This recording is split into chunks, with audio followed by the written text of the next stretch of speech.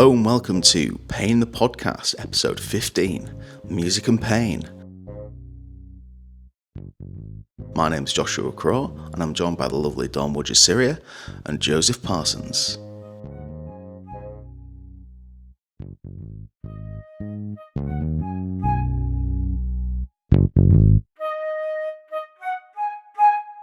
Hello and welcome to Pain in the Podcast. Today we're going to be talking about the relationship between music and pain. But as we do every single episode, we are going to be telling you a fact about ourselves to start off with. And because I know he's not prepared, Don, would you like to go first? God damn it. Yes, actually I'm prepared this time. So a fact about myself is that throughout my life, I have learned up to 5 languages. Now, don't ask me to speak those 5 languages because I only remember 2. But Wait, you only remember 2 because you forgot which languages they are that you knew, or because you just forgot how to say them? no, I just forgot how to speak them. Okay, can I I try and remember guess what these? languages. Yes, So obviously English. yes. You're doing really good. Thank you. Arabic, try. which you Yes. grew up speaking. Yes, Sinhalese, yes. which you grew up speaking. And can still speak. And can still speak. Not very well at all. But you still speak Yeah. conversationally in Sinhalese. Yeah. Spanish? Yep. French? Yeah. Bam! 5 for 5. Yeah. Get it! So I started learning French when I was 6, Arabic when I was 4, around 4, and then Sinhalese with my parents, and then Spanish when, year 9? No, year 7 and stuff. You're a polyglot. Yeah, but I What can't- language do you speak, Josh? Which were you learning? So English, obviously. Did German throughout secondary school, and also decided to just try and learn Norwegian. Yeah. Which apparently is one of the easiest languages for English people to learn. So- if you haven't learned the other languages first. Yeah, there's quite a lot of common words and that sound exactly the same. Sorry, the same did you say derivation. it's one of the easiest languages to learn if you've not learnt any other language? Yes, because once you've learned... As a second language? Yeah, once Oh, you've as learned a like second Spanish, language. French, whatever, Yeah. like you classically do in British schools, Yeah. you get kind of put off by the Latin languages. So you start thinking that foreign languages will all be based around the Latin style, whereas Norwegian is very similar to Old English. Right, Yeah, and okay. actually, there's a lot of common words between German, English, and Norwegian as well. Yeah, and Dutch. Oh, okay. Cool. Do you want to go next, or do you want me to go next? Why don't you go next, Joe? So, a fact about me is that I read, on average, 1 book per week. That's impressive. That's very impressive. But, you know what's even more impressive? This year, his fiancée has actually been Way out-reading him. faster than me. She's read 12 books already this year. We are 7 weeks into the new year, and she read 12 books already. I'm on 7 and just about clinging on by my fingertips to my 1 book a week. I think I maybe average a book a year. Same. Are you not exhausted? I've been trying to read Harry Potter and the Order of the Phoenix for about 1.5 years now. Have you? No, maybe like half a year. I think the secret, that's not really a secret, is unlocking your desire to read again with 1 book that you really love. Is if you keep trying to read a book you don't like, such as one of our previous guests, Ollie, who was reading Richard Dawkins' The Selfish Gene for about 7 years. He'll love this little reference on the episode. No one else listening will get it, but he will, and that's worth it. If you get stuck on the same book for so long, it is just infuriating. Whereas if you just kind of give yourself some time off reading, find a book you think you're really going to love, and if you do love it, I find that kind of like sparked it for me. Yeah, and you know what? It's a good point. I'm a massive Lord of the Rings fan, but I just cannot read the book. Because I can't read. There's Tom Bombadil. Every time, it just annoys me so much. What, And it's as a character? Yeah, they just put so much fluff into it. I know that's what Tolkien, that was his style of writing, to build such a great backstory for everything and build a world. But for me, I just can't get through it. Yeah. Fantasy is not my go-to anyway, to be fair. I'm very boring. I like a non-fiction. I'm currently reading Empire of Pain, which is about the Sackler family and oxycodone. Oh. The one that the Netflix series Painkiller was based around. Yeah, I think very good book. We're going to be probably do an episode covering something similar, won't we? Oh, absolutely. Yeah. We will. And I found out loads of it. Interesting fact for podcast listeners, the guys who made oxycodone, the Sackler family, got their money from marketing Valium.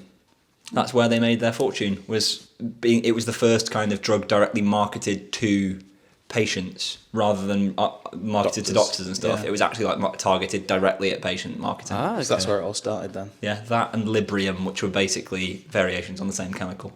Librium for the people at home is, I believe, chlordiazepine epoxide. It's a benzodiazepine used to treat alcohol withdrawals, typically. I believe. I could be wrong. Don't look at me. Look at me. Let me just check that actually. Josh fist pumped aggressively to let us know he was right. Josh, your fact this week. Yeah, so my fact this week is that I can accurately calculate the carbs in almost any food just by eyeballing it. He's a human calorie measuring scale. No, not calories. Carbs. Only carbs. Specifically, okay. Yeah. All right, I'm going to quickly run to the fridge now, and I'm going to get an item out. Okay. And I want you to tell me how much carbs is in it. Do it. And I'm going to check this. This is not great for a podcast medium, but who knows? Maybe we'll put it on Patreon. I'll be within 10%. Be interested to see what he gets.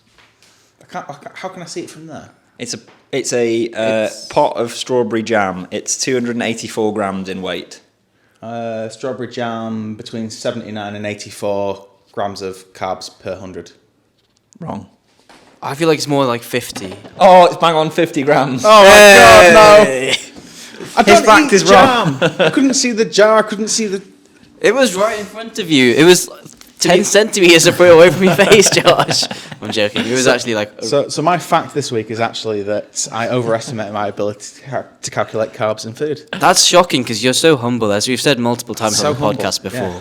No, I know you're actually really good at this. Josh has, throughout our kind of time knowing each other, demonstrated to me on many occasions that he can just pick up an item of food and just kind of say what percentage of or how many grams of carbs are in it, and then we'll Google it and he'll be right.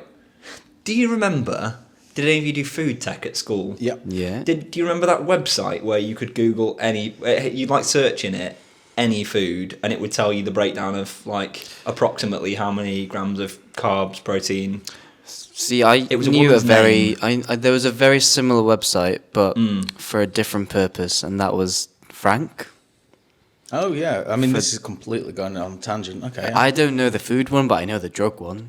Oh, Yeah. as in talk to Frank. Yeah. I think it's still going. You know. Yeah, I think so. I think Frank's still going strong. Well, there you go. Josh, what have you learned about yourself this week? Yeah. So this is not a humble brag to make a change. But I've learned that in terms of learning, I'm so much worse than I was in my 20s. Really? Yeah, like I've got a really important exam coming up for medical professionals, and it's just so much harder for me to get things to stick. Are you like, you know how they say kids are like sponges? Are you like that washing up sponge that's been there for like maybe a month in a student halls and It's started just really growing stuff? crusty and Yeah. And it just doesn't get quite thrown out because it's still got a bit of a use. Yeah. yeah. It's an accurate description of you, really. It is. I'm sorry to hear that. It's okay. Do you feel that things don't click as readily, or do you think it's that you need to put more time in for the same outcomes? I think it's just because I'm working more than full time. So I'm working on average. Well, thanks for that, Don. I'm working on average 48 hours. So like coming home and then doing revising, it's just all stood in. It's just. Yeah. It's a killer. Yeah, that can't be easy. I know I've tried to learn things like recently, such as actually going back to my fact, how to read Sinhalese and read and write, because it's a completely different alphabet. Ooh. And it's just impossible. What does it look like? It's a lot of like curly squiggles. I was going to say, is it one of the Yeah. squiggles? There's a couple of languages that I've seen written down and I'm like, oh my god, that looks insanely hard to read. Yeah, Obviously, like if you grow up with it, it's not, but... Thai and Vietnamese, they're notoriously curly languages, aren't Yeah. they? Curly languages, yeah. Yes, I see that you're a curly language expert. There you go, kind of looks like that. Let's have a look. We're having a visual representation. Ooh, for you that's listeners. beautiful. Yeah, it looks really pretty, but I just can't read it. I That looks like an apple. I know one symbol, and that is, it's going to be upside down for you, Joe, but... Where is it? It's not even on here. Oh, that one.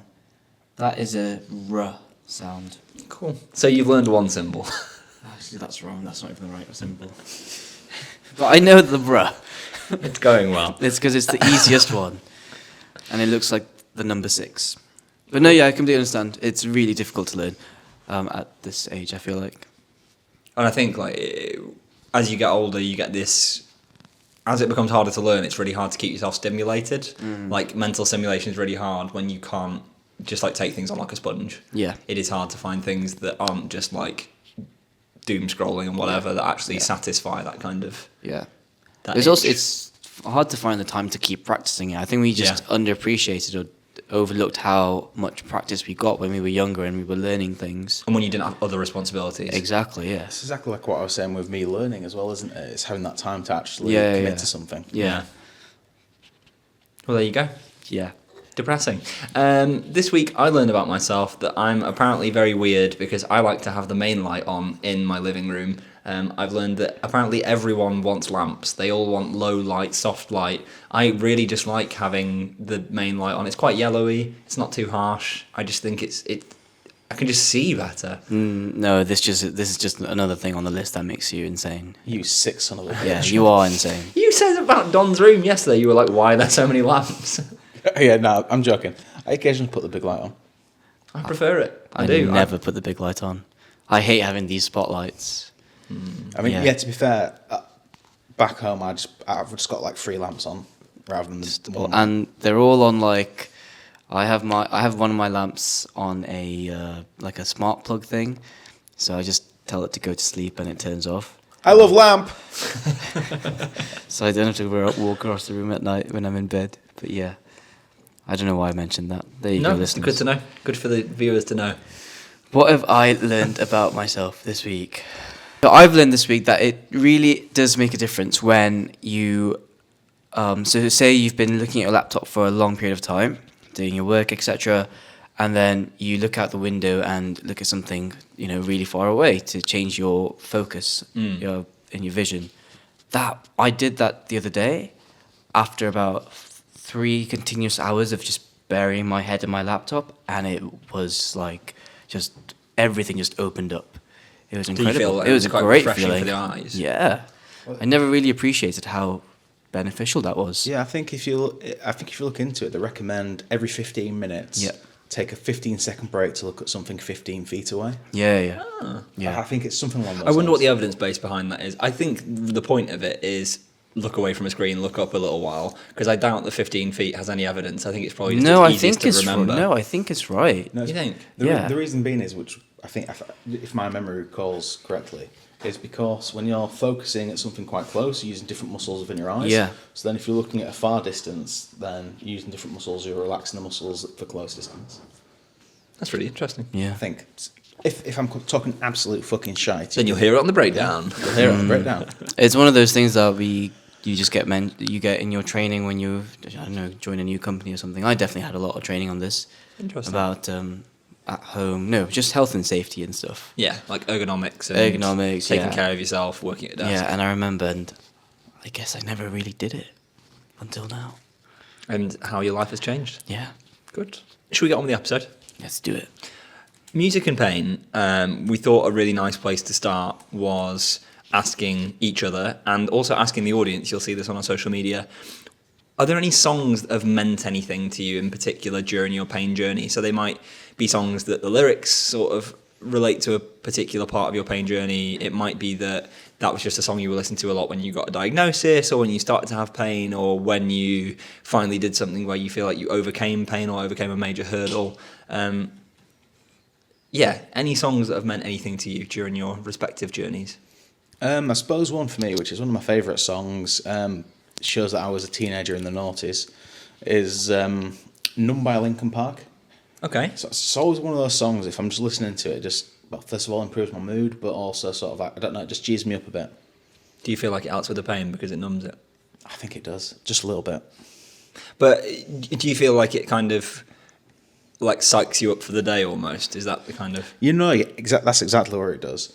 And if you get psyched up for the day, okay, maybe that means actually I'm going to go for a walk today instead of staying inside. Yeah. Any others? Yeah, what about you, Don? Have you got any songs? We'll go around. To be honest, I don't think I thought about it that much until we started writing this episode. And I think it's just because I listen to music all the time, like whenever I can, really. Yeah. And so I've never associated it with the pain, but I guess when things were really bad, there was one song that I was listening to quite frequently.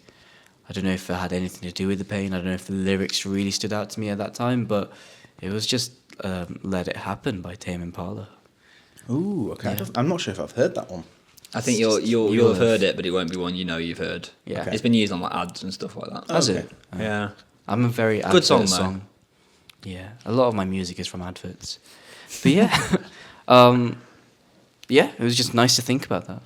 Do you feel like it was kind of you say the lyrics were important to you, like what was it about them that you feel like associated with? Maybe I don't know. I think subconsciously the lyrics were important to me, but it's just one of those songs that, well, it's a fairly long song to begin with, and it's fairly repetitive, and so it's sometimes kind of monotonous, but that's the good thing about it, because you kind of just get lost in the song. It's almost like being in a trance. It's like being in a trance, exactly, and so that might have helped me get out of whatever pain I was feeling. Interesting. Also, it's got a really cool music video. I remember that. I'll have to watch it. I've not seen it before. We'll watch it later on. Yeah. We'll break it down on the breakdown. What about you, Joe? This is some shameless self-publicising for 16 and 17-year-old Joe. But as I mentioned in an early episode, I can't remember which episode it was. Let me quickly check the spreadsheet. As I mentioned in episode 8, I was in a band when I was in school, and we released some songs. And I think really all of the songs that we released on our first EP all meant a lot to me, because that was a time when I was really kind of struggling pain-wise and just coming to terms with the fact that this probably wasn't going to go away. Like, that EP was released when I was 17, and so it had been about 2 years that I'd had pain. And so I think I associate that a lot with the music was very much a distraction for me. And so not only the process of writing, recording, gigging and stuff like that, I think listening to those songs evokes that in me now, that kind of memory of what I was doing to try and take my mind off the pain. Wow, yeah.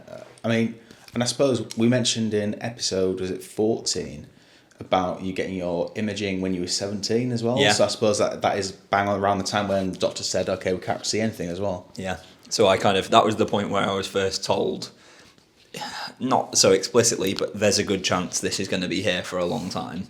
And they weren't wrong. We're over a decade later now, so...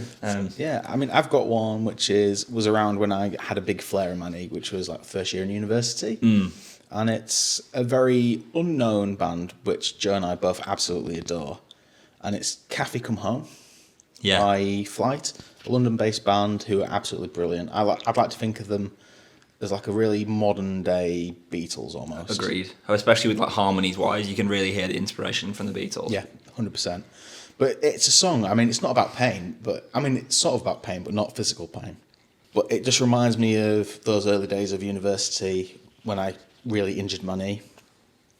And it's just a beautiful song. It's quite melancholy as well, so I feel like it fits the mood quite well for, especially like in retrospect as well, looking back and reflecting on that time, it suits quite well. It's quite apt that it was a song you were listening to a lot. Yeah, then. absolutely. Any more from you, Don? No, that was it for me, really. I didn't really put much thought into it. But when I was listening to music, I just got to listen to the music. Let it flow over you so you can forget everything, I suppose. Let it out. Yeah. I can't sing I think that. you listen to music so much, though. Like, you really do consume a lot of music. Yes, and yeah. a very broad, like, you've got a very... Very. I'm going to use the word Catholic, but not in the religious sense, in the sense that the word Catholic means universal, but it means like all encompassing. That's what the actual, with a little c, not the religion, you've got kind of a Catholic music taste. Didn't that even make know sense? that was. I have literally never heard Catholic used in that way. Yeah. But it's a word that means universal, but if I say you've got a universal music taste, that makes it sound like he's got everyone's music taste, whereas a Catholic music taste, from my understanding of it, would mean that he is into almost all music. I think that is the best compliment you can get. Yeah, it's very good. Yeah, but yeah, you don't as a tend wannabe to hipster, obsess. that is the best compliment you can get. That's true. What genres don't you like? Are there any that you're just like, no go? Viking metal. Pirate yes. metal. Pirate metal. Oh, I love pirate metal. Just any kind of heavy metal. Yeah, fair. Yeah. I didn't think I liked heavy metal, and then I was on placement with a guy from my course, a mate of mine who was quite into heavy metal, and you know what? It's not so bad. Thrash stuff I can't get behind because it's like screaming I don't like, but like Metallica and stuff. I went to watch them live at Leeds Fest one year. 2015. 2015. It was actually really quite good. Enjoyed it. Yeah, no. I wouldn't class Metallica as heavy metal. But they were the original heavy metal. Yeah. I know it's not but like nowadays, death metal. yes. Okay, so yeah, death metal would be a better Yeah. genre then. Yeah, I get that. Any truly horrifying heavy metal, yeah. Do you have any other songs, Joe, that you wanted to mention? I do. This podcast originally was meant to have a theme song made by Arsenio Hall, if anyone's heard of him. He's a famous comedian from the States. And in the 1980s, he had quite a bad taste comedy album under the pseudonym Chunky A. And as Chunky A, he wrote a song called Ow. Now, we tried to get the rights to license this song and were basically quoted an insane amount of money, or basically asked how much money would you be willing to pay for it, and we were like, we're poor, and they just didn't reply after we said we weren't willing to pay that much. So there you go, we didn't get to license it, but that song came along in my Point of the Pain journey when we were starting to do this project together, and I feel like that song lit a fire underneath us. Like, it was just such a perfect song for an intro. I think we all got quite excited about the project when that... I think the challenge of even getting the license lit a fire in you in particular. I like having... A vendetta. No, Yeah. I like having legal battles with record companies. And headphone manufacturing companies. And headphone manufacturing companies. To be fair, Sony was the... I got sued by 50 Cent's lawyer. Hello and welcome to an interesting fact about me. I got threatened with legal action. So the band I was in, I said in episode 8 that I wouldn't tell you the name, you could find out yourself, but the band was called The Fontaines, right? And another band in America had the name The Fontaines, and they were represented by 50 Cent's lawyer. And they said, change your name. And we said, no. And they said, we had it first, we're going to sue you. And then sent over like legal action documents and stuff. And we were like, well, one, how are you going to do it internationally? Like, you're not going to come over here and sue us here, but whatever. So we got the trademark for the UK name. So we own, or I personally own the trademark for the Fontaines in the UK. And then I managed to find evidence that we had the name before they did, like online, irrefutable. We had released a video as the Fontaines. And so I sent a letter back basically saying, if you ever play in the UK, I will ensure that you're sued for everything you're worth. And it was great.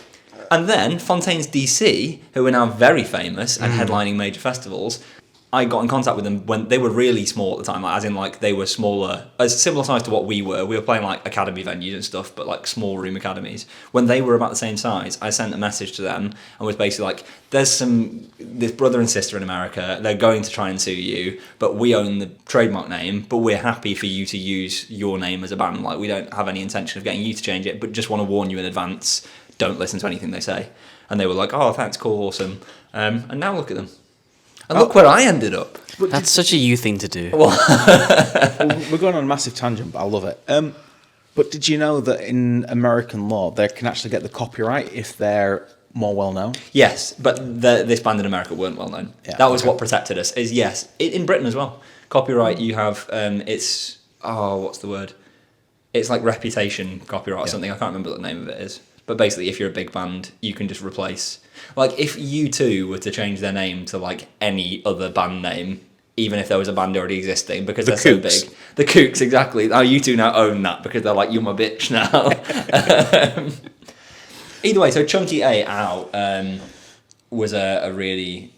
It kind of sparked something in this podcast for me, at least. It made me really see that we might actually get to releasing an episode. And here we are, 14 episodes later. Many episodes later. Any more from you, Josh? I mean, I've got a couple, but they're just like favourite songs, such as like Bohemian Rhapsody. Like, it's just such a classic. It's a proper ballad, sort of like you go through the emotions with it. See that. Yeah. See that. And this one's a bit of a rogue one, but Eye of the Tiger. Josh is there psyching himself up in the mirror every morning. No, genuinely, like, if I've had a really bad day and I need to just get something done, I'll just pop it on and it's like, just changes my frame of mind, bam. Wow. See, wow, that's really interesting. I don't know if I have that kind of response to music. I think if I'm listening to a song and I like the song, I can listen to that song no matter the mood. So I can listen to Eye of the Tiger if I'm bawling my eyes out or running up a hill or doing whatever. Or I can listen to Melancholy Hill by the Gorillaz and, yeah, go on a insane run or whatever. You don't feel like the music affects you in the same way? Yeah. Yeah. Like for the last 3 days, I've been so stressed with work that I've literally been listening to the same 5 songs. That's just me in general. Yeah, that's just Josh for the last 25 years. Right. Has had a very small roster of songs. Genuinely, my Spotify is literally 200 songs, and I pay however much a month for it, and that's been the same 200 songs for the last few years. Yeah. That's insane. And I just listen to them on repeat, that's it. I think mine's at 6,500, 7,000 songs. I was going to say, I've got a very large number of songs on mine, but... That's incredible. I've got a selective taste. Yes. But you know what you like. Yeah. You know, that's not a bad thing. Either way, So, Joe, you mentioned a few songs there. Yeah. And we started to mention how it makes us feel, but is there any sort of scientific literature surrounding how music can affect pain? there is tons. Coming into this, I don't know, I've always been one of these people who really feels they need an evidence base for something. I want to see concrete proof of something before I'm willing to buy into it. And I assume that the literature for creative stuff is usually quite weak. There's not enough funding in it and stuff. And so I thought this was going to be quite a tough episode to research. But actually, there's loads of stuff. What seems to be interesting is across a number of different studies is that the music that's most effective for people with pain is the music that they choose. So if I said to you, what do you both think of? If I said to you, pick a music for me to listen to that's going to reduce my pain, what sort of adjectives would you use for that music? Soothing. Upbeat. Okay. You went different directions in that, but I get both where you're coming from. Soothing, you're thinking like to relax me, to tone me down. That would be the more straightforward answer. Yeah, and upbeat, you're thinking to like cheer me up. No, sorry. Let me say that again. That would be my more straightforward answer. Yeah. I think a more honest answer would be the most extreme form of death metal, just to distract you from the pain. Oh, you just think like, okay. Yeah. Ooh, okay, yeah. Almost like a gating mechanisms, which we've talked about Oh, what, before. like overwhelming? Yeah. Yeah, maybe. But it seems like actually in any studies where they've looked at specific types of music and tried to say like, oh, we produced this like there have been studies that produce like artificial intelligence based like gentle, soothing, AI generated Like they music. do in new electric cars these days. Is that a thing? Yeah, so you know how like when you drive a normal combustion engine car, you accelerate, it goes vroom, it makes a loud noise. Yeah. That's my car impression. But with electric cars, because they're silent, they don't make that sound. So manufacturers input a fake sound that, like BMW, for example, have Hans Zimmer composing their music for these electric cars. So when you put your foot down, it plays music? Yeah. And it gets louder, and it's kind of like a spaceship in Please a tell me. 1950s sci-fi movie. Please tell me you can put your own sounds onto your foot pedals. Oh, I wish. I think you might be able Tesla would be the most obvious choice because they seem to have the most customization, but maybe. I would just have me screaming as my brake pedal. Or just farts. And then I would get I'd get other people have a fart. Sorry, I shouldn't do that. I would get other people to drive my car, and the second they did it, I'd be like, "Oh, let's go for a drive on the motorway," you know? Yeah. I'd be like, take them to like just come off at this exit. They start pulling up to the roundabout. Do you know what I'd have as the brake one? What? Shit! I'd have as the accelerator? Fucking meow. Zoom, zoom. See, we said we're not sponsored by Pepsi, but if they want to sponsor us, we're also not sponsored by Tesla. But if they want to sponsor No, us, fuck off Tesla, no. Okay, We'll take a BMW instead. BMW, whatever. Yeah. If any electric car companies want to sponsor us to make the sound bites for their accelerator pedals, we're in. But point being, these kind of like relaxation music interventions don't actually seem to do a great deal for people's pain. The ones that seem most effective are the ones where people chose the music themselves. And the reason that people gave for this, and then they did interviews to ask people about why they felt that was true, it was because, like Don said, they get lost in the music. And so it's like having those things where you can feel like it takes you somewhere else. It kind of, I don't want to say like disembodies you, but you know, like it removes you from the situation a little bit. And that seems to be one of the big things. dissociation. Exactly. Almost.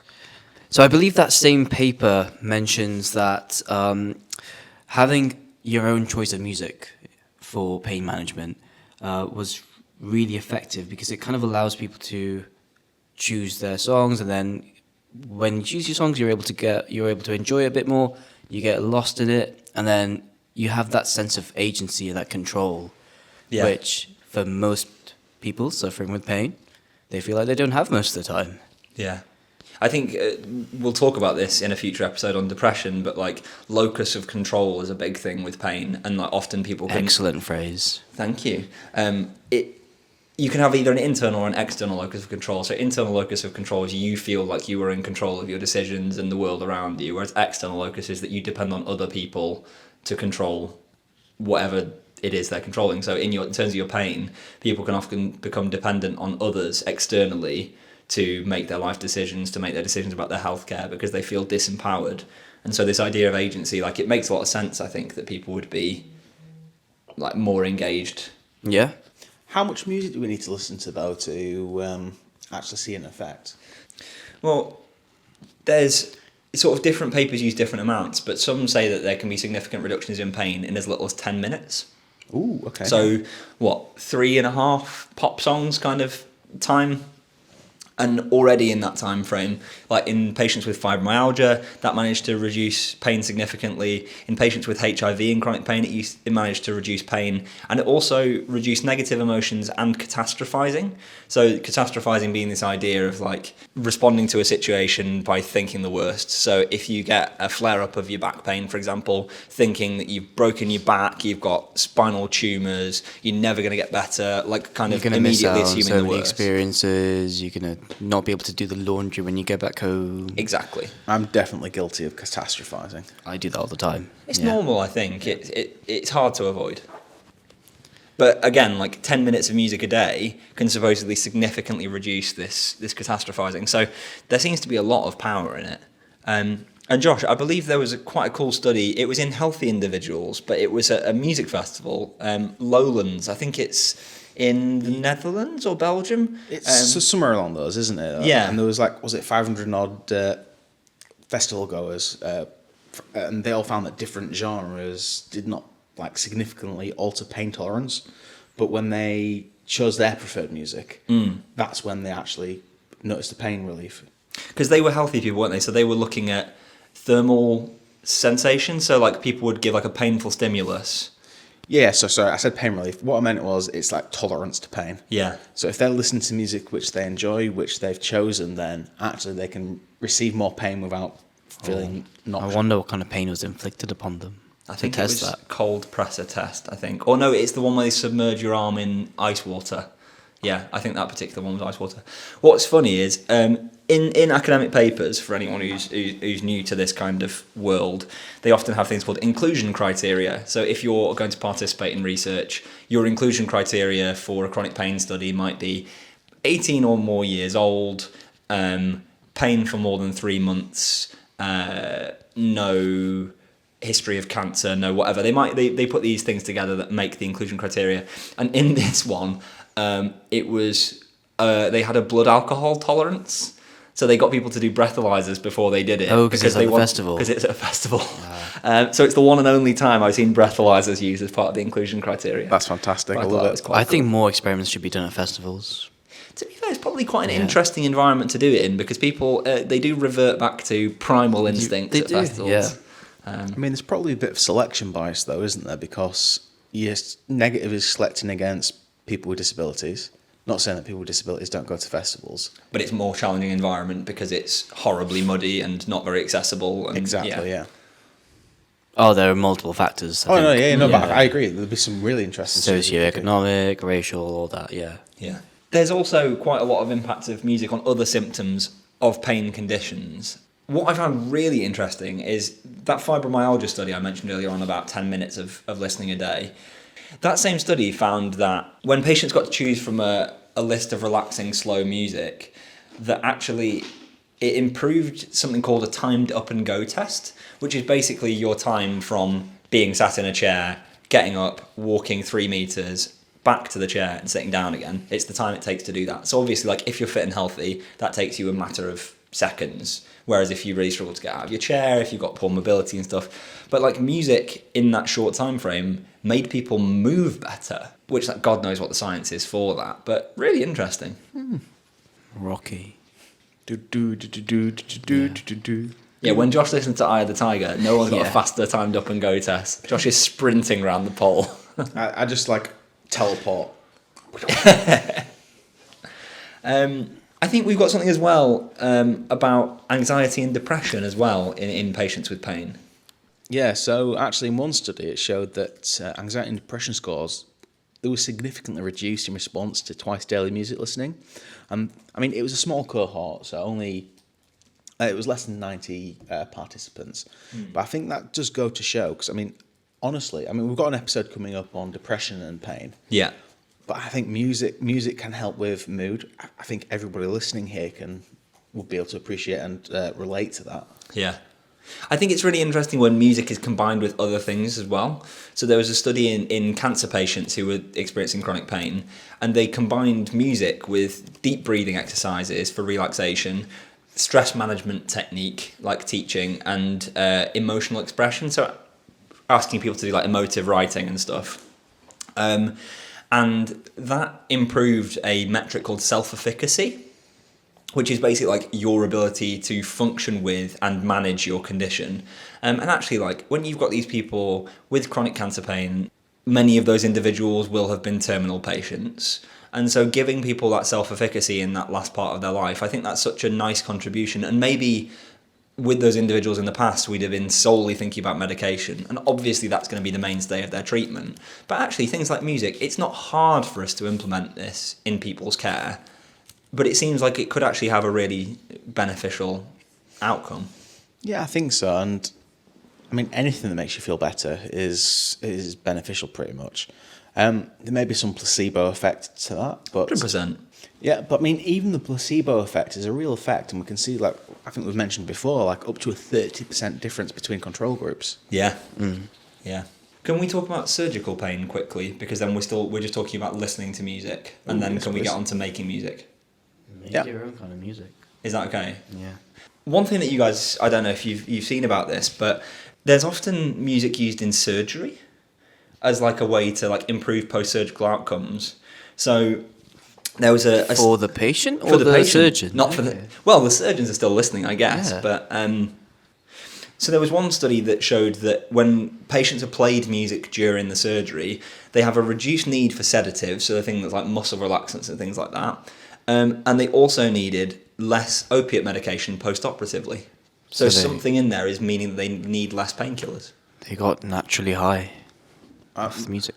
I don't know. I mean, is it a case that it's the patient that's seeing these effects, or is it the surgeon that's feeling better about themselves because listening to music and then performing the surgery better, so then there's decreased needs? Yeah, if they're in a more relaxed state, I guess. Could be. I'm just- You never know, do you? Alternate hypothesis, isn't it? Yeah.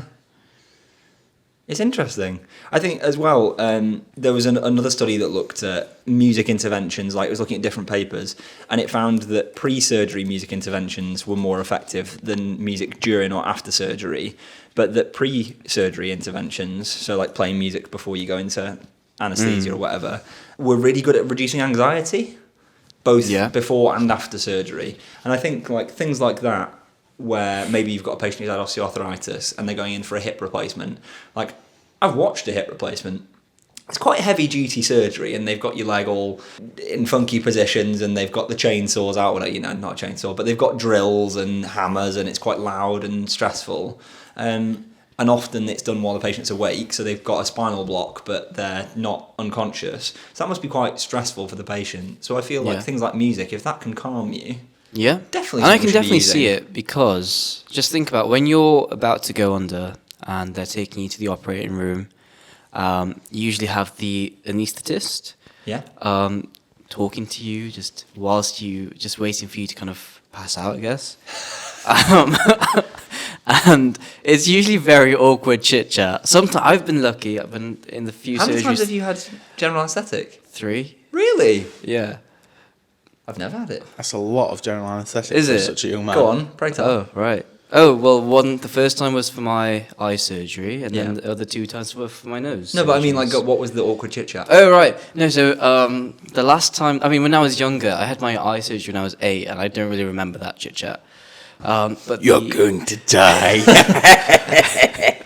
No, I mostly just remember my dad standing outside because he was a bit squeamish about it all. Can't blame him. Yeah, but my mum was with me, and I was like, "Oh, thanks, mum." But yeah, she was the one chatting to me, so that's probably why I don't remember. Okay. I don't really remember most of what she says. But the other 2 times for my nose surgery, it was just stuff about my degree and life and what TV shows I like. And for me, that's fine. I love having those weird, silly little conversations. Yeah. But for some people, especially for people with pain and, you know, sometimes if you're in a lot of pain, you tend to become isolated. You tend to lose that social connection, that ability to kind of communicate in those scenarios. And so that can just cause a lot of anxiety in itself, really. Yeah. So yeah, I kind of see that. Music, just replace the anaesthetist with music. And speaking of like music giving you that social engagement, obviously there's ways that you can make music as a group that can be quite beneficial for pain that we found. Yeah, so participants in a group singing project for people with pain felt that it helped them cope with their pain.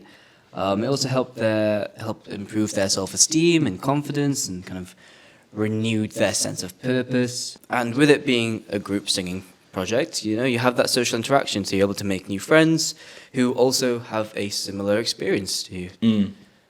I mean, if you look at other areas, even negating pain management, like weight loss, like stopping smoking, being part of a group improves outcomes. Huge regardless. difference. Yeah. Huge difference. Oh, actually, we were just having... So going back to the music group thing, we were just talking to a friend, and they mentioned that in their local community, they have a project called Sing Your Pain Away. And it's like a choir, isn't it? Yeah, it's just a little choir for anyone experiencing pain to just go and sing their hearts out. I think that's really nice. I think, like you say, it's that group interaction, the creativity of it all, the distraction, like, all super valuable. But if you don't like being in a group setting, in Germany, there was a really, really cool... I absolutely loved reading about this study. It was getting people with, I think it was fibromyalgia, to do a workout, right, on exercise machines. And it was like a set of exercise machines, and it was a predefined workout to kind of standardize it. In one, they were just working out on the machines while listening to music, right? So they can listen to whatever they want, got their headphones on, getting on with the workout. In the second thing, movements on the machines created your own music. What? So it like played sounds based on what you did. So like based on how you moved it and what speed you moved at, it would make different types of music. And it found that people had greater improvements in mood, greater improvements in self-efficacy that we spoke about before, and they had greater improvements in internal locus of control. So they felt they had more control over their pain because this particular activity... Exactly. Yeah, they can hear the control they have over these machines. And I just thought that'd be amazing to go to a gym and just like, if you're going on a machine, like say you're doing leg press, and it's like, I don't know, it's like a beat drop. It's just like as you go to like you're pushing, da, da, da, da, da, da, and if everyone was doing that at the same time, that would sound like an absolute just a mess. Cacophony. But this is where, do you remember gyms used to have those techno gym little fobs that you could kind of, I think, wirelessly on different machines, and then each individual would have a fob, and it would record their metrics, their gym progress. Yeah, I do remember etc. these. And then that turned into a phone app. Blah blah blah. So what if, as you're using those machines, now that it's all on your phone, you have your playlist on your phone, and then you can have a software that creates the music as you're working out live, but through your headphones. So it creates like a version of the songs you've already got saved, but like, or it just creates a whole new song. Based on the music you like. So it's like Spotify. So it's like an AI version of Spotify. Exactly. Techno Gym, get on it. Son of a bitch, Dom. Give me that money. If we had all that money to make it, we could be rich. Yeah. It's really interesting though. We'd make literally tens of millions. As opposed to the tens that we'd make from this podcast. We're not even making tens of pounds. We're not. We do it for the love. We most certainly do. So obviously, we spoke a lot about how music can help pain, but there have been some studies that have tried to work out how it is that they can actually help to reduce pain. And one study looked at brain scans in fibromyalgia patients compared to average people in the population without fibromyalgia. And whenever we do any activity, whether that's listening to music, picking up a drink, whether it's sniffing, whether it's standing up, all of these things require brain activity. And different areas of the brain get activated by different processes. And when two different areas of the brain are used for a function, like picking up a drink, every time you pick up a drink, you strengthen the connectivity between those two areas, so you get stronger and stronger connections. We are not condoning drinking. No, like water or something. Water, yes. And interestingly, in fibromyalgia patients, they have two areas that connect in response to listening to music that people without fibromyalgia don't see that same connection. They're called the right insular cortex and the posterior cingulate cortex. But what's really interesting is that both of these areas are involved in pain processing. So potentially, and this might be over reading into the overanalyzing exactly, but it might be that people with fibromyalgia are getting a different response to the music than people without, and maybe more widely with pain as well. It's a bit like an aberrant pathway. But maybe it's a good thing. Maybe the music helps to soothe them because they're processing the music in a different way. Maybe there is a genuine pain-killing effect because it's helping to change the way this brain is wired. I don't know. That genuinely is incredibly interesting. Yeah. And I think there's a couple of other ways, isn't there, about how music can reduce pain? Yeah, I think there is. Like we mentioned in episode, I think it was episode 14, we mentioned those proteins that your body makes, cytokines, like interleukins. Those are signaling proteins that help your body mediate inflammatory responses. And actually, there are some studies that show that music-based interventions can reduce some of those inflammatory proteins, so those chemicals that cause inflammation. Okay. Specifically one called like interleukin 6. If you're interested, if you're not, one of those chemicals that cause you pain. So I guess it kind of makes sense. That soothing feeling you get when you sometimes listen to music, it makes sense that that's your inflammation going down. I can believe that. Like, that doesn't seem like too far a stretch. No, it's your body's reaction, isn't it? Yeah. I think many people think that relaxing instrumental music, so the calmer kind of music, would have the biggest impact on pain, but to be honest, I don't think there's enough evidence to show that. I think it's the individual's choice that really matters. To, like you said before, giving them that control, that agency. Yeah. Locus of control. It would be interesting to know whether, like, the bits of your brain that are activated or the chemicals that you produce change when you have a choice versus when you don't. I guess, like, not having a choice is probably like an intrinsic stress situation. If you feel like you've got no choice in a situation, it probably takes us back to some kind of like primeval, oh God, there's nowhere for me to run kind of response. One thing that is really interesting, though, is they looked at healthy participants in this study and subjected them to heat stimulus. And they found that music significantly reduced this pain, right? But they found that when they used opiate receptor inhibitors and dopamine receptor inhibitors, the effect wasn't lost. So that means basically that the power of music in reducing your pain doesn't come from endogenous opioids like endorphins and enkephalins, like those molecules as happy chemicals, and it doesn't come from your natural dopamine either. There's some other mechanism that we don't understand yet that is the reason why music is actually helping you with your pain. And for those people at home, endogenous, if you don't know, means your body makes it. Yeah.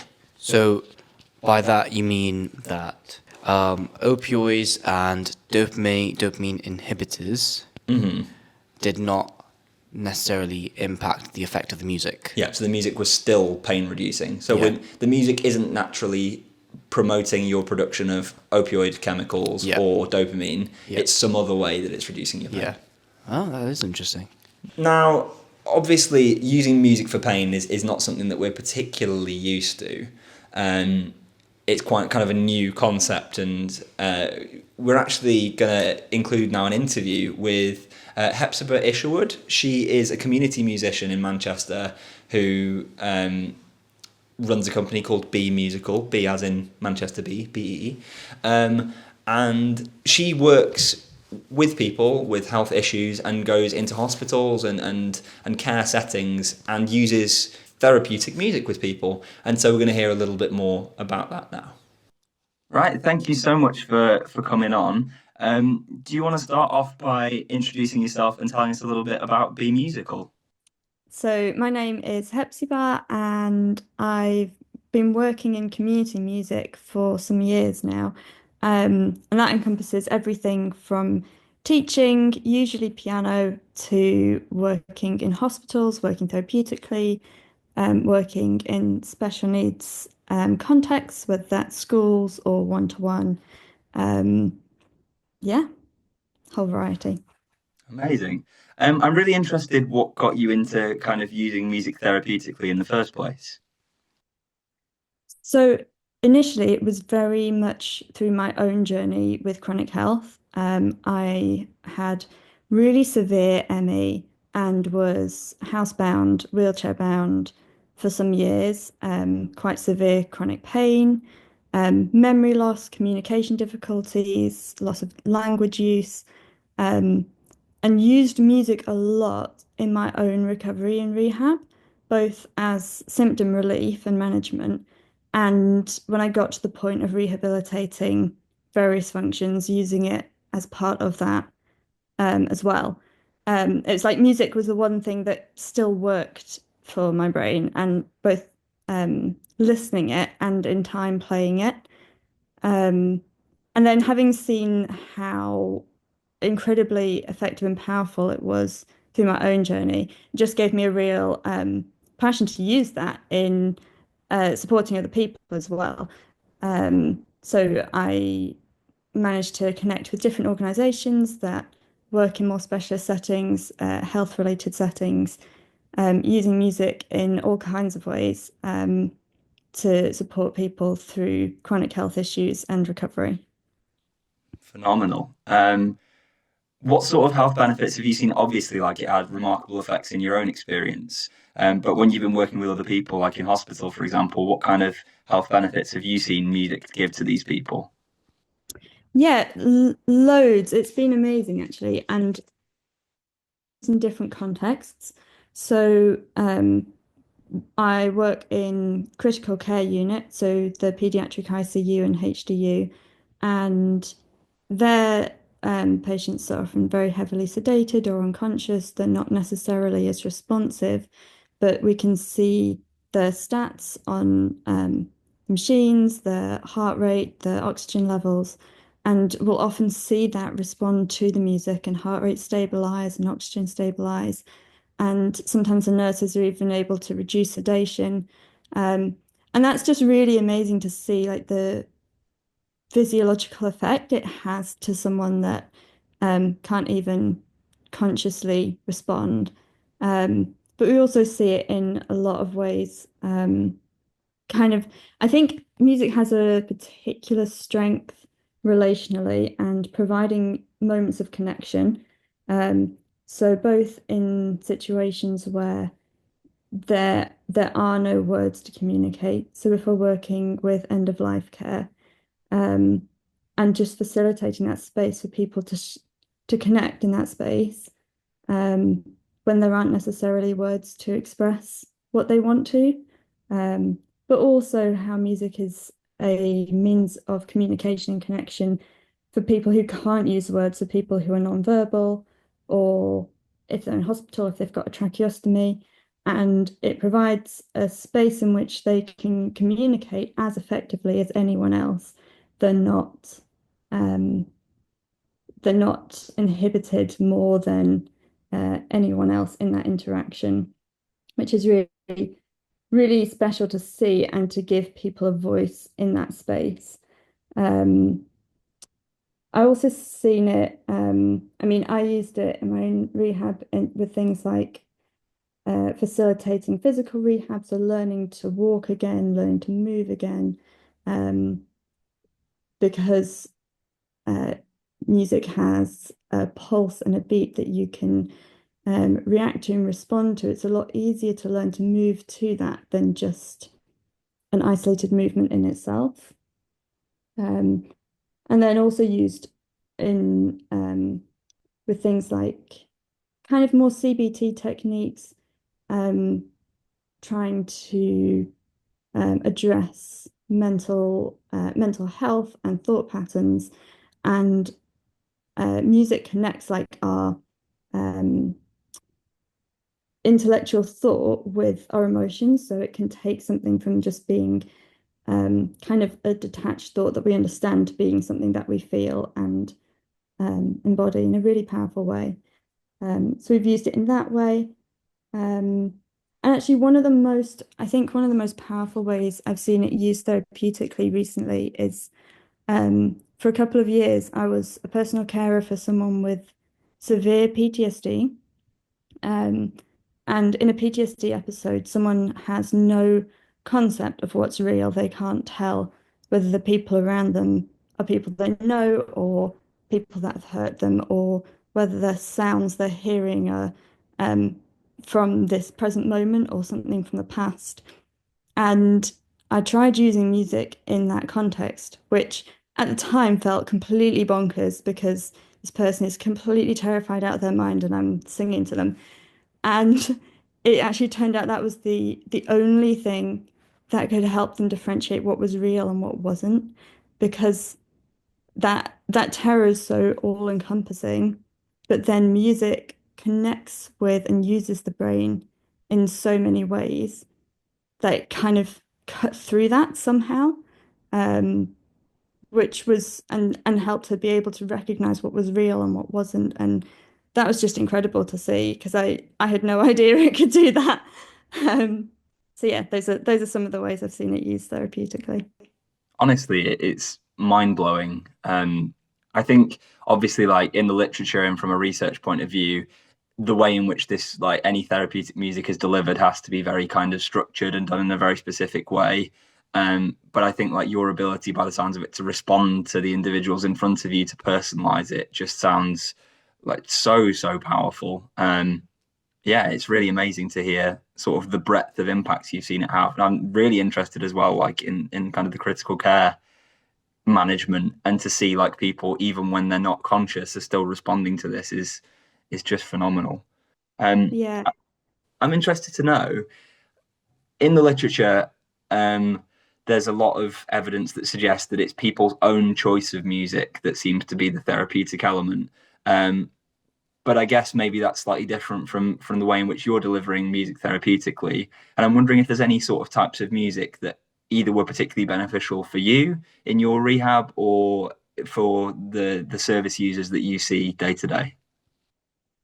Yeah, so in using which types of music I use for my own rehab depended on what I was doing. So for physical rehab, more likely to be something with a beat, maybe pop or jazz, something that was kind of had a um, clear sense of what I was moving to. If I was using it for more pain relief, I would use more calm instrumental music, and often use that alongside breath work. Um, because I think that's one thing that's used a lot is kind of 3-4-5 breathing or square breathing, but counting in itself can be like too much or a stress, and instead kind of breathing to music can just be a really powerful way of using those techniques um, without having to count.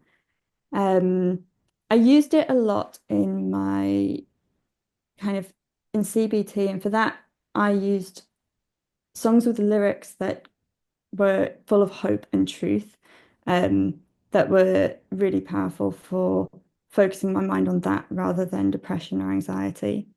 Um, what we use in the hospital is a lot of probably slightly more folky style, and calming, but it really depends on who we're with and what the setting is. So in ICU, because it's very fragile. Everyone is very fragile.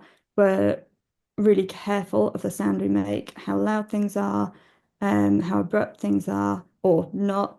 And the general guidance it is mood match and lift. So we won't go into a space where someone's dying with a super happy song. We'll go in with something that more matches um, that emotion in that space, and then gradually kind of lift that that space and that feeling and that sound, um, as is appropriate. Um, and we go in with certain repertoire, but that principle that you talked about how music is therapeutic because it's what that person has chosen, is really central to everything that we do. So if we're in ICU and they don't necessarily have a lot of choice, but we're trained to observe really, really closely any response that they do make and incorporate that into what we're playing. Um, so if someone, I remember one girl started just moving her tongue to the music, and that was all she could move. She couldn't move anything else. And so we started kind of changing up the lyrics that we were singing to the sounds that she was making and changing the beat that to match that movement that she was making. Or if someone even just taps a finger or um, we see that they respond more positively to a certain sound, improvising the music so that it reflects and responds to whatever it is that they're able to give us. Um, and working in spaces where people are not as critically unwell, we're able to kind of do that even more so. So um, if a child is happy to grab a shaker or whatever, they become in control of the whole experience. So if they shake it really loudly, we play loudly. If they shake it quietly, we play quietly. If they do something completely different, we'll improvise the music around that. So it becomes very much an interaction that they're in control of and they're leading. Which is really lovely to see when they suddenly realize that. Because I think one of the real challenges of hospitalization is, in many ways, is a place where all choice is taken away from you, and you just have to accept that other people need to make these choices and things need to be done to you. And it's that moment where actually it's all choice is given back to them, and it's all about them having a voice and being in control of that experience. Um, and then when we've done work with older non-verbal teenagers with complex needs, it's really paying attention to the music preferences they have.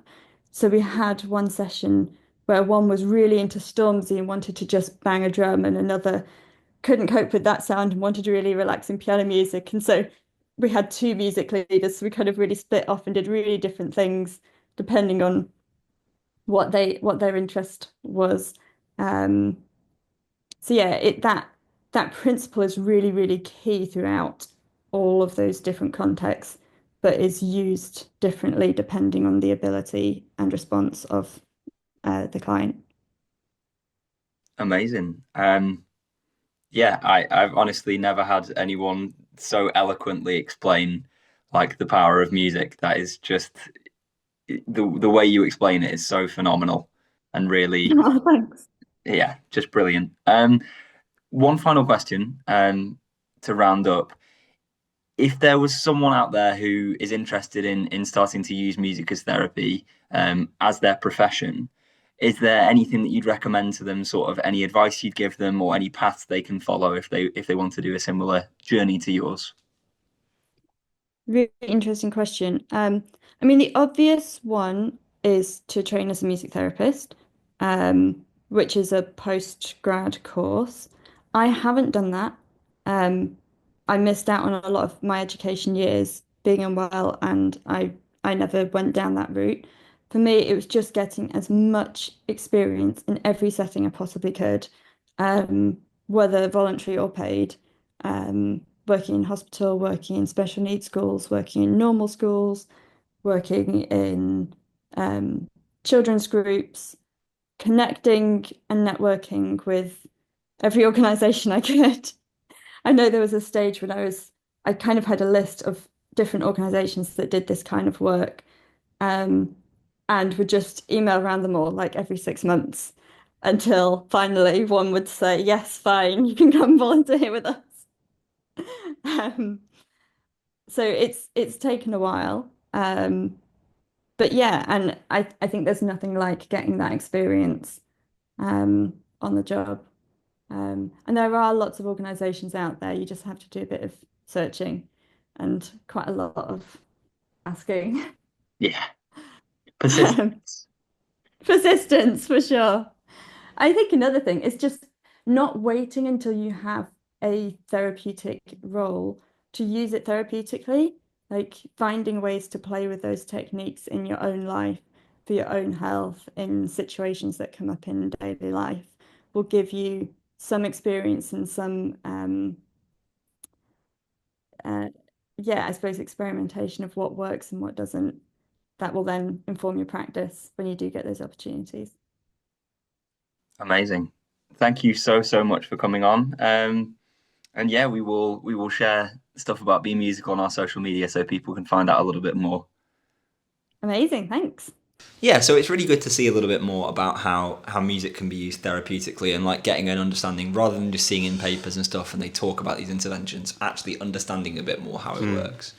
One thing I wanted to mention, I was watching a British Pain Society seminar on music and pain, and there's a doctor in Ireland called Dominic Harmon, and he was like, he's just talking, and apologies for the Irish accent if I offend anyone, but... I mean, you don't have to do it. No one's making you do it. Oh, well, it seems like I'm doing it anyway. He was like, so sometimes when I'm speaking with people on the phone, I'll just start singing them a song.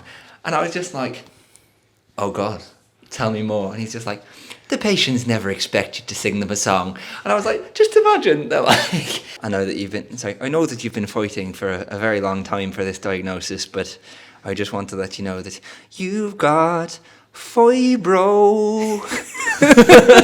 Myalgia. So yeah, I just thought, like, if you're a patient of Dr. Harmon's, please let me know if he's sung to you down the phone. Yeah, I just thought it was very odd. I think more doctors should start doing that. Josh, you need to start doing that. I sing all the time at work. Do you? But not to patients. No, not to patients. Genuinely, one or two I've just sang to a little bit, but like, it's like, oh, you've got a nice voice. I was like, yeah. Oh, they feel you singing on the ward. Yeah, and then, oh, give us a couple of bars. And they go, and you go, I got 7 Mac11s, about 8.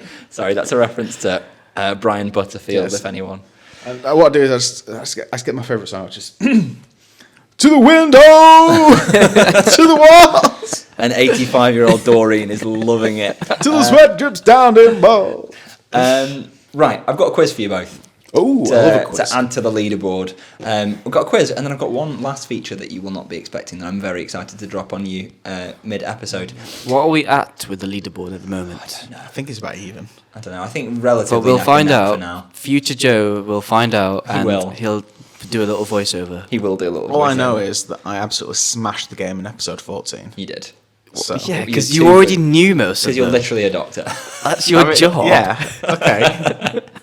But you're very good at Be your job. shocked That's if the you did. important I'm part. competent. So this is going to be, like, as I say, using music for therapy can seem a little bit of an odd concept. So, I have found the strangest uses for music. Ooh, okay. And you're going Contraception? to... No. No. Not That's again. Marmite. So, you're going to take it in turns to who answers first. 2 songs are famously used to pace CPR, so resuscitation. Oh. Okay. Oh. I know that you're going to get one of them, and so you can say that one. No, because I forgot it. I forgot What's both. the classic one? I know both of them. Okay. Josh? Would you like me to tell you both of them? Or? I don't know. Don, do you know? You definitely don't know? No, I forgot. Okay. The first one and the classic one, which Vinnie Jones very famously sort of proliferated on his ad campaign, is Staying Alive. That's Yes! correct. By the Bee damn it. Gees. Yep. And the second one, which is also fairly common, is Nelly the Elephant. Okay, yes, that is true, but there's one more that I'm looking for. So for Don to be able to get a point in this, which famous dance routine can be used to pace CPR? Actually, this is open to both of you. First famous to answer. dance routine. You only get one answer though, so don't guess until you're sure. Famous dance routine that everyone would know. I think I might know it. Go then. on. Can I buzz in? Yeah. Is it YMCA? No. Oh. No point for that. I don't know. You've got time now to think about it. Josh has wasted his guess. 10, 9. No, he said I've got time. 8. So that's 10 seconds is a certain amount of time. God damn it. Let's go. I don't know. I'm really blanking out here on dances. The chicken dance. No, it's not going to be It's the not the chicken chicken dance. dance. It's the Macarena. Really? Yeah. I was really hoping it would be the cha-cha slide that you said. Oh, I couldn't think of Slide to anything. the left. Dum, really slow CPR. Yeah, so that's 1 point to Josh, 0 to Don so far. At Gloucestershire Airport runway, they have a severe problem with birds on the runway. Which diva is blasted at the runway because her music has been found most effective at scaring the birds? First to buzz in. Josh? Celine Dion? Incorrect. Buzz. Tina Turner. Tina Turner! Oh, I should have buzzed in earlier. They tried loads of different noises. They tried klaxons and sirens and stuff, and the most effective thing apparently is blasting Tina Turner at pigeons. So Don, now you know how to keep them away. Which song? I didn't say. I just said blasting Tina I do Turner. like Tina though. Okay, question number 3 at 1-1 so far. Supposedly, pirates off the east coast of Africa despised elements of Western culture. And so which song or which artist did the Royal Navy blast at pirates and found it to be more effective than warning shots? What era is this? 2000s. The Beatles. The 2000s. A Yeah. new artist in the 2000s. A new artist in the... Or not new, but like a very popular artist in the 2000s. What makes you think absolute pinnacle of Western culture? Eminem. No. And I know that I've been told this before. Oh my god. Can you give me the answer again? Can I buzz in? Can I buzz in? Okay, Can I buzz go in? on. Dolly Parton. Incorrect. Gosh. 2000, Dom. Yeah, but... I know she's timeless. Yeah. I'm going to go I can't for think of anyone new around that time. Britney Spears. It's Britney Spears. I was going to say Mariah Carey. Okay. 2-1, Josh. Well done. Okay, this one's slightly more dark. The US military promotes sleep deprivation in captives with the theme tunes from 2 cartoons. Which ones? Looney Tunes? No. SpongeBob. No. Oh, Or 2 children's shows, should I say. Oh, children's shows. wait, what era of shows? Is this like Cartoon Network, 2 Nickelodeon? most famous children's shows Simpsons? of all time. 2 of the most famous. That's not- Like for young children. That's not They blast the theme tunes. In the Night Garden. No. Barney. Teletubbies. Barney the dinosaur is 1. Josh is 3-1 up. Come on, you've got a chance to get a I point love back. Barney though. Why would they do that to Barney? Arthur. No. Postman sat Pat. This is the American Army, isn't it? Yeah, this is the American Army. Right. So what kid show is quintessentially American? Sesame Street. There we go. Josh is 4-1 up. So really he's already won. But to get some pride back, I was going to go with Tweenies anyway. That's still which the is UK. also British. Yeah. Why were vineyard owners blasting music at grapes? Oh, because they did have an effect on the grapes. Oh, I'm sure. My God, he's got it. Right, what's the effect? Give him a chance. Give him a chance. It was something to do with how fast they ripen. Okay, go on. Say what you would think. Joe's using all his gesticulation abilities here to try and Help push Don. Joe. No, push Don over I have read this before. Okay, so what is it? I just can't remember it because of my terrible Literally, just memory. read. Just say what you were going to say. Just read. Just say what you're going to say. It's not in front of me to read. I think they just ripen faster. They do ripen faster, and that increases the alcoholic content of the wine. Yes. So with some real help, Josh wins 4-2. But mine were more impressive. No, they weren't. I'm just trying to get some kind of win. But well done. I thought Well done, Josh. You did very well with getting Britney Spears and the Macarena. Although Yeah. Tina Turner was a good. It was about 5 or 6 years ago. I remember watching a program and then it just had it on for a bit. He didn't get the Macarena. I didn't get I got Nelly the Elephant though, which is Nelly the sort of Elephant common one you one got. of Yeah, these. yeah. Good point. Which is more popular in the UK, I think, as a CPR. Yeah, no, yeah, it is, yeah. Now, the last part of this episode before we get to the book review. Earlier on in the episode, we mentioned Chunky A's song "Ow" and how we'd originally wanted that to be the theme tune. And as we were running up to release the first episode of the podcast, about a month in advance, we still didn't have a theme tune. And so Don and I sat here and slammed our heads against a wall while trying to work out what to do, and it ended up with us composing a theme tune and coming up with one. He says us. It was entirely Joe. Joe's the musical genius behind all of this. Thank you. It's the bassoon that really adds to it. And so, as any of you Patreon subs will know, we don't have a theme song for the breakdown yet. And so today, we're going to be composing together in 30 minutes.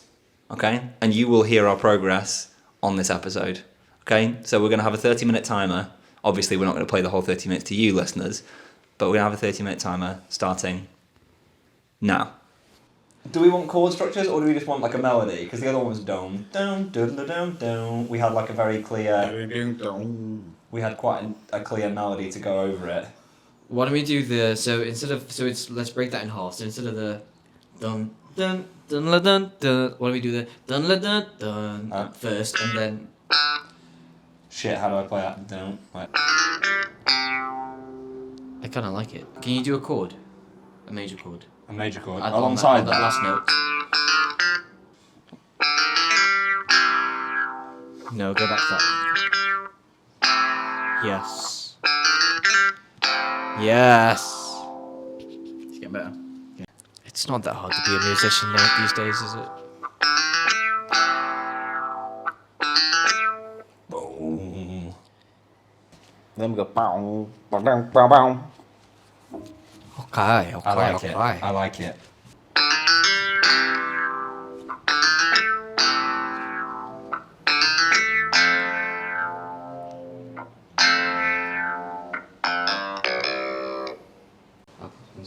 Done. We've only got 8 minutes left. I'm trying. And we need to have a bassoon. And a glockenspiel, maybe. Oh, that would be sick. Okay, let's replace the bassoon, I think, with a glockenspiel. Let's have something really jangly over the top.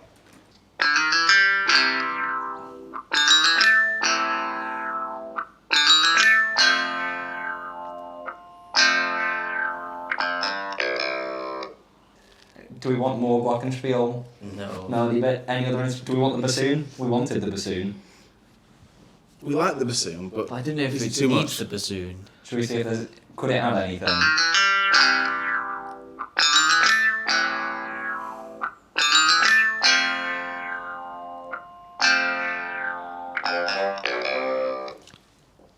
I think that ties it all together. Yes, Okay. Yeah.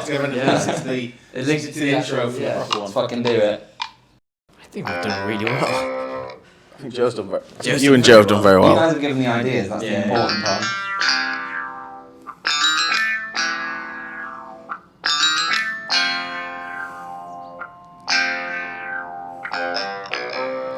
That is glorious. And with 2 minutes and 30, please can we save this? For the love of God. I don't know how. What does this Command do? S? Command S. Well, as you can tell, we failed fucking miserably on that. But if you want to hear the full failure, you'll have to subscribe to our Patreon. It was atrocious. But I think for half an hour, it could have been worse. I don't think it could have. The worst part is now, it's immortalised with every future episode of The Breakdown. Oh, jeez. But all the more incentive to subscribe to our Patreon. But to finish off today's episode on music and pain is our book review. And this week it is The Challenge of Pain by Ronald Melzack and Patrick Wall. You might have heard us mention them before. They were the kind of creators of the gate control theory of pain, which we've spoken a little bit about, but we'll talk about more in an episode about the mechanisms of pain. Now, it can be quite heavy science at some point. It's definitely written for a scientific audience. But at other points, it's quite a deep moral discussion as well, about kind of the ethics around pain and its management. Thoroughly good book, 8 out of 10. Nice. Would recommend. Easy to read? Quite Okay, well, thick science, I think, to be honest. I'll get to it in about 50 years' time. But yeah, is that all? I think that's everything. And as always, thank you everybody for listening. If you want to listen to some bonus content, including the breakdown and the music that we've created today, please subscribe to our Patreon. Yeah, and let us know what your go-to music or song choices are when you are feeling the pain. Oh yeah, well, potentially we could make our own playlist, couldn't we? Of I I like that a lot. Yeah. Yeah. We will make a playlist of all the songs that you put in. So if you don't send in songs, it will look like a very depressing playlist with just 3 songs in it. So please send in your tracks. But yeah, I think that was it from us. See you later. Take care. Goodbye. Goodbye. Bye bye.